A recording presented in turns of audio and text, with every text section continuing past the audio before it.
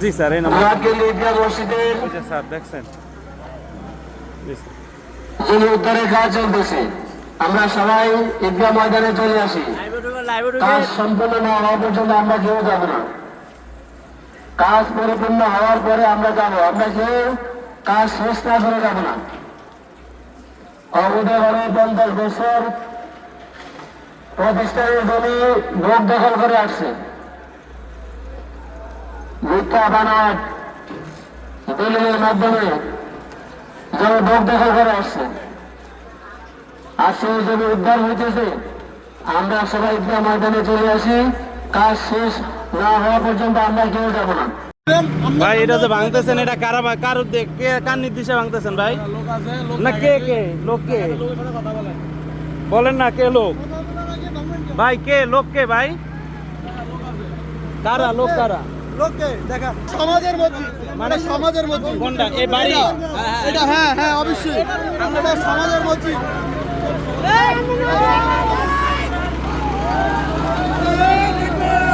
ভাই এটা কার নির্দেশে ভাঙতেছেন? কে আপনারা ভাড়া করে আনছে? সভাপতি নাকি মসজিদ কমিটির সভাপতি আপনার নয়ন ভাইকে? এখানে তো নয়ন নামে কেউ নাই। ভাই এই বাড়িটা কি জন্য ভাঙতেছে আমরা কিছু জানেন? না না, আমরা কিছু জানি না। কি এলাকাবাসীর উদ্যোগে ভাঙতেছে?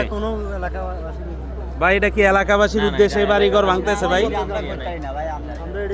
আপনারা কি জানেন? আমরা তো এই এলাকার না। আমরা হবে দেখতে আছি।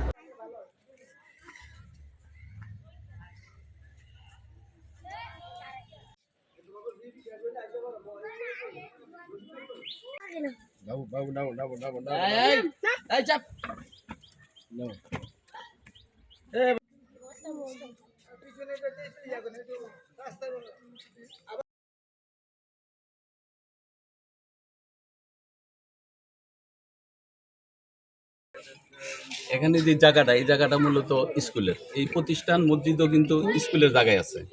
হ্যাঁ, স্কুলও প্রতিষ্ঠান, মসজিদও প্রতিষ্ঠান। এই জন্য এখানে লিখিত সাধারণ একটা আছে যে এটা মসজিদটা স্কুলের আওতাধীনই। তো প্রতিষ্ঠান আছে বিদায়ী এখানে কোনো কেউ কোনো ঝামেলা করে না। এবং কিছুদিন আগেও হেডমাস্টার এই সম্বন্ধে বলছে, তার কাছে যাওয়া হয়েছে যে আপনি একটা ডকুমেন্টস দেন। সে একটা ডকুমেন্টস দিছে যে এখানে যে জায়গা এগুলো সব মসজিদ ভোগ করবে।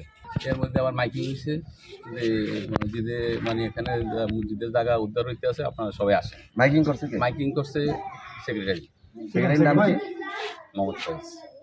মোহাম্মদ ফয়েজ। আপনার কাছে আমার জমি সম্পর্কে একটু জানা আর কি, যে আপনি যে এই বাউন্ডারি, আগে যে বাউন্ডারি ওয়াল করা ছিল, জমি নিয়ে মামলা ছিল, এই অবস্থায় আপনি ভেকু দিয়া কি অনুবল ভাঙছেন? যদি মামলা চলাকালীন অবস্থায়, তাহলে ওনারা ঘর করে কিভাবে, এই দোকানটা উঠে কিভাবে? হ্যাঁ, মামলা চলাকালীন অবস্থাতে এই দোকানটা করতে পারে না। এই দোকান তো খালি এখন থেকে নতুন উঠছে। আদালতে তো নিষেধাজ্ঞা আছে, আপনি এই অবস্থায় ভাঙেন? আদালতে নিষেধাজ্ঞা আছে এরকম তো আমরা জানি না। এই কারণে ওনাদেরকে মুসলিমরা বলতেছে বসতে, কিন্তু নিষেধাজ্ঞা জানতেন না। না, কেউ ওনাদেরকে বসার জন্য মুসলিমরা অনেকবার বলছে। আপনি মাইকিং লোকজন আনে, মুসলিমরা মাইকিং করছে, মানে সবাই তো বললো যে আপনি মাইকিং করছেন।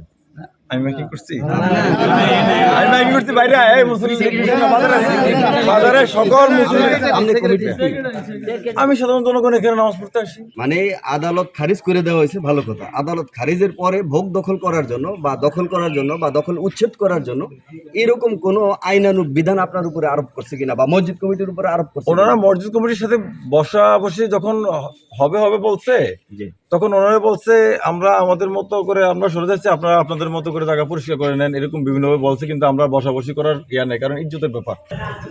কালে ক্রমে কিছু কুচক্রী মহল এই জমিগুলি, তারা এই বিভিন্ন জাল দলিলের মাধ্যমে এই জমিগুলি ভোগ দখল করতেছে।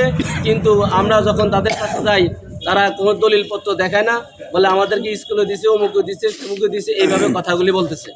বলার পর যখন তারা কি করছে, মোস্তাফি চেয়ারম্যানের আমলে অবৈধভাবে মসজিদের জায়গার ভিতরে বিল্ডিং নির্মাণ করে, পাকা ভবন নির্মাণ করে।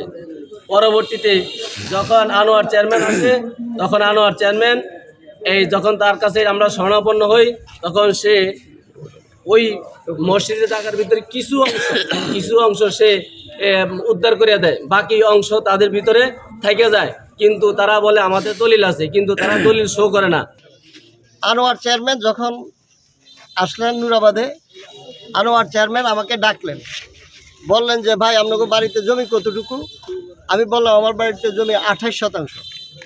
যে 28% কাগজপত্র দিতে পারবেন? হ্যাঁ অবশ্যই দিতে পারবো। আমি তাকে দলিল পত্র ইত্যাদি কাগজপত্র দিয়ে দিই। দিয়ে দেওয়ার পরে উনি মাপ দিয়ে বলে, এই মসজিদের পক্ষ থেকে মাপ দিয়ে বলে যে বাড়িতে আমরা 1.5% জমি বেশি আছে। আমি বললাম যে আমি এই 1.5% জমি ছেড়ে দিব। তখন আমার এক ভাইয়ের বিল্ডিং ছিল, কয়ে যে বিল্ডিং কী করবে? আমি বিল্ডিং ভেঙে দিয়ে দিব। আমি নিজে দাঁড়ায়া চেয়ারম্যান, মসজিদ কমিটি, এলাকার গণ্যমান্য ব্যক্তিবর্গ এই ফ্ল্যাট সবগুলি মাপঝোপ করে আমি দাঁড়ায় থাকি আমার বিল্ডিং ভেঙে দিয়ে দিছি। আর চেয়ারম্যান মহোদয় মসজিদের পক্ষ থেকে বাউন্ডারিটা করে দিছে। হঠাৎ করে 1 মাস আগে থেকে প্রায় সময় মসজিদ থেকে আমাকে এই শুক্রবার আসলেই সেক্রেটারি বলে যে মসজিদ বা এই বাড়িটা অবৈধ, আমরা এইটা দখল করতে হবে। তাহলে আমি বললাম যে ভাই যেহেতু বলতেছেন আমাদের কাগজপত্র ভুয়া, তাহলে এইটা আপনি বললে হবে না, আমি বললে হবে না। আমার বাবা দলিল করছেন, যিনারা দলিল দিছেন তারাও নাই, আমার বাবাও নাই। এখন যদি কাগজপত্র আমাদের না টিকে, তাহলে আমরা আইন আছে, আদালত আছে, বসিয়া এটাকে সমাধান করিয়া যদি আমাদের না হয় আমরা বাড়িঘর ছেড়ে চলে যাব। ভাঙচুর হওয়ার পর আমি সাথে সাথে হুন্ডা দিয়ে আসলাম। আসার পরে ভেকুর যে চালায় তারে জিজ্ঞাসা করলাম, ভাই কেন ভাঙতেছেন বা এটা কার নির্দেশে ভাঙতেছেন? বলতেছে এটা নয়ন ভাইয়ের নির্দেশে ভাঙতেছি। আমি আসলাম, কি নয়ন ভাই এখানে কি করতেছেন? আমারে দইরা উত্তম মাত্র এখানে অন্য কোনো জমি আছে বললে আমাদের জানা নেই। না, আমাদের তারপরেও যে মসজিদের কথা বলে এই স্থাপনাগুলি ভাঙা হয়েছে, আপনি কি এটা সমর্থন করেন?